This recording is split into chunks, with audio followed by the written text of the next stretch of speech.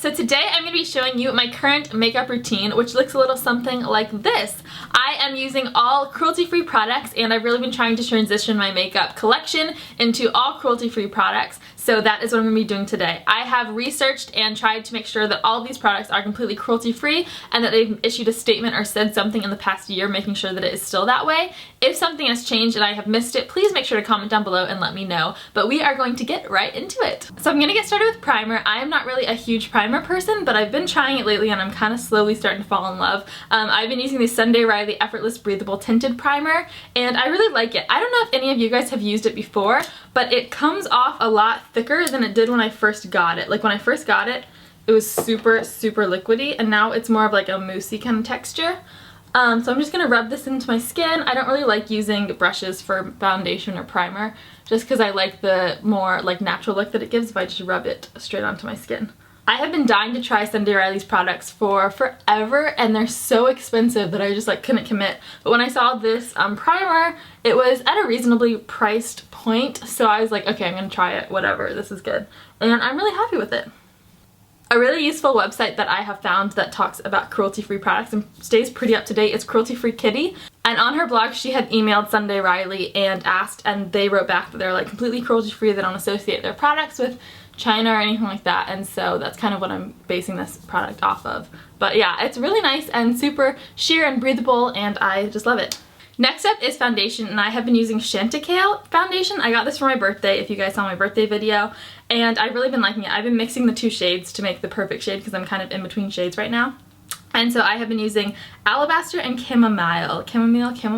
It is the Future Skin Oil-Free Gel Foundation, and yeah, I've really been liking it. I really love Chanticleer because they are big on supporting animal rights and stuff like that, and so they actually have a whole line out right now that is focused on lions and like poaching and preserving lion species and stuff like that, and so it's really cool, and they have beautiful products that are based around that. So I'm just gonna dab a little bit onto the back of my hand of the two colors and then kind of mix them together with my finger and then just rub it in.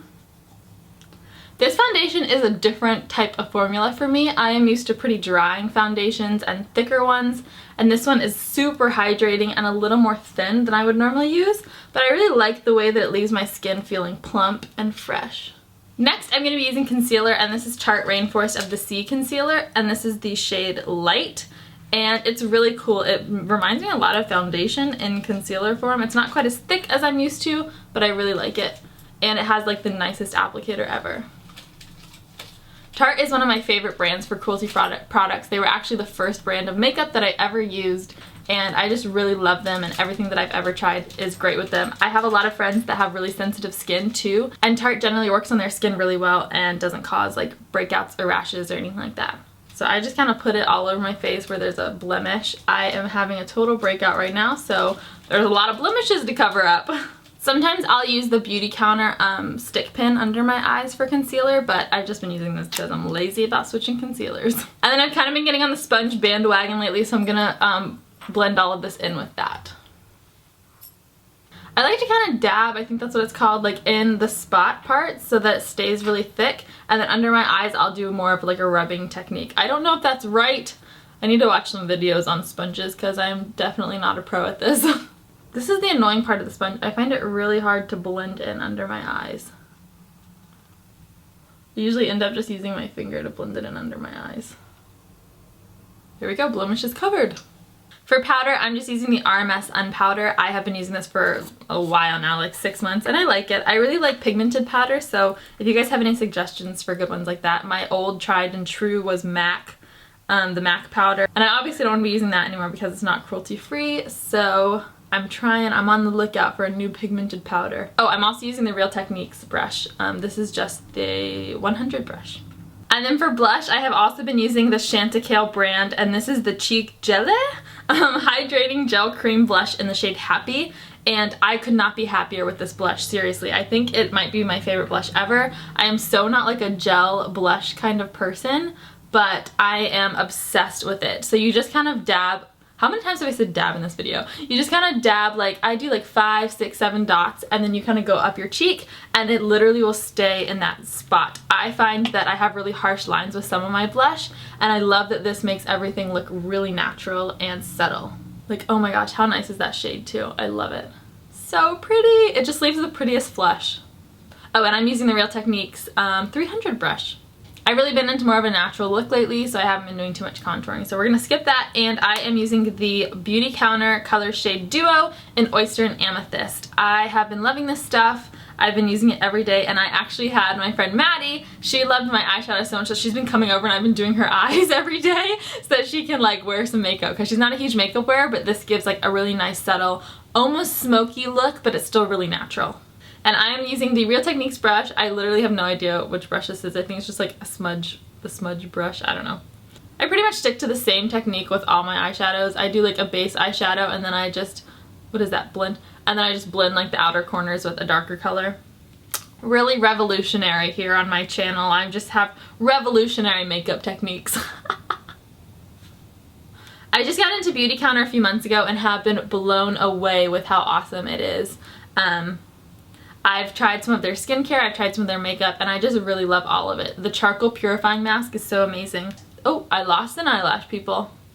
I lost an eyelash. This is what happens when you have fake eyelashes on. They just come off and you're like, $3 down the drain. So sad. Beauty Counter is just a really cool company because they've ended up cutting out like around 1,500 chemicals that are in like our everyday makeup and skincare routines and things that we don't even realize in products that we think are safe but that might not be. And so they kind of go along with more of the European traditions of like very minimal ingredients in their like makeup and skincare. And I think it's just really, really cool what they're doing. Alright, now I'm going to take the Amethyst color, which is the darker color, and just blend that on the outer corners of my lid. And now I'm just taking one of those like angled line brushes and I'm gonna do some more of Amethyst and go right under my eyelids to get a little eyeliner type effect going. And then for mascara, I'm gonna be using the Lights Camera Splashes waterproof mascara from Tarte. I just do it on my lower lashes because my upper lashes have eyelash extensions. Eyes are done. So simple, so easy, so good. I just did my eyebrows, but I'm not going to mention what product I'm using because I went in thinking that it was cruelty-free and bought it, and it actually is not, so I need to get a new eyebrow pencil, but I just kind of do the basic, rub it in. I like keeping everything natural, and I don't like too thin of eyebrows or too thick of eyebrows, so that's kind of what I do. And now I'm just going to finish off this look with some lip gloss. I'm going to be using the Tanya Burr Cosmetics lip gloss in the shade Lunch Date. I've been obsessed with this. Her lip glosses are so hydrating. It is amazing and they just stay on really nicely, and I'm not a lip gloss fan and I love this. I've also been starting to get back into the bold colors again on my lips, but since this was more of a natural look, I wanted to just go with a natural lip gloss. Also, this lip gloss smells like a mix between cotton candy and bubblegum. It's so good. I literally could eat it. And there you have it. Here is my everyday current cruelty-free makeup routine. I hope you guys liked it. If you did, please give this video a thumbs up and make sure to subscribe to my channel. Thank you so much for watching, and I will see you guys real soon. Bye! Hello everyone! So today I am in my kitchen because we are going to be making chocolate spiced cookies with a coconut cream frosting.